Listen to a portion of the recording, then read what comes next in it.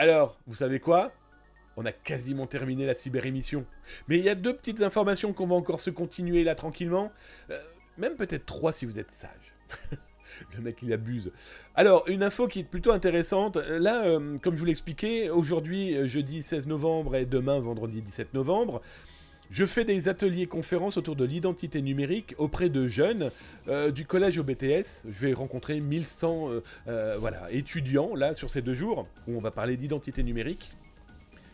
Bon, je vais vous donner quelques petits chiffres, je vous les donnerai en globalité la semaine prochaine.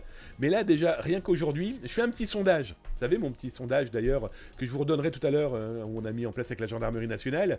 Mais lors de ces petits ateliers, j'ai des petites questions, juste pour faire sortir certaines informations et pour que des gens viennent me parler, pour qu'on puisse les aider.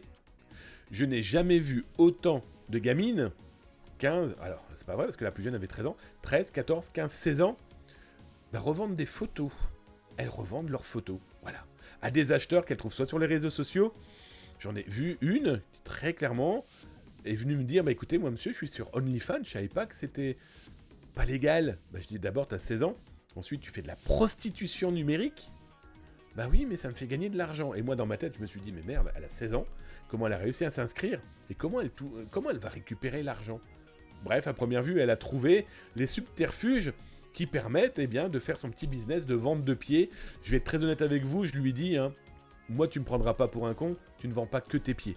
Elle fait quand même des abonnements à 70 balles par mois, pour des gros dégueulasses. Je vais être cash, pour moi ces gens-là, c'est la lie de l'internet, et que voilà, j'ai du mal à comprendre. Mais c'est comme ça, et ce business existe.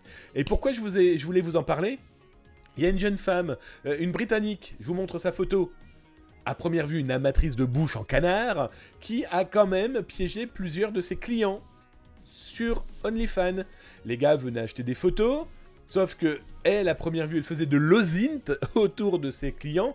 Bah, les mecs, ils y allaient avec leur nom, leur prénom, leur mail, etc. Donc c'est pas bien compliqué, hein. Vous allez sur les pages osint de Zaptaz, vous avez plein d'outils qui vous permettront de remonter certaines informations. Bah, elle le faisait à des fins malveillantes, parce qu'elle faisait chanter les mecs. Ah, tu m'as acheté des photos de mes pieds ou de mon huc? Eh bien, pas de problème. Maintenant, tu vas me payer un petit peu plus, sinon j'en parle à ta copine. Bon, ben voilà. On est arrivé dans un état d'esprit où on a aussi beaucoup de populations qui ne rêvent que Dubaï, voiture de luxe, sac de luxe, parfum et je ne sais trop quoi. Bon, ils vivent dans la merde, hein, parce qu'ils ne deviendront jamais riches, soyons très très honnêtes. Mais certains vont jusqu'à une malhonnêteté où ils sont prêts à piéger des gens qui clairement sont dans la tristesse intellectuelle et sociale, familiale, voire peut-être même. Bah oui, parce que si t'as une copine et qu'en plus tu vas acheter des photos de nus d'autres nénettes ou d'autres garçons, c'est qu'il y a un truc qui va pas. Par pitié, va voir un psychologue. Sinon tu vas finir en prison.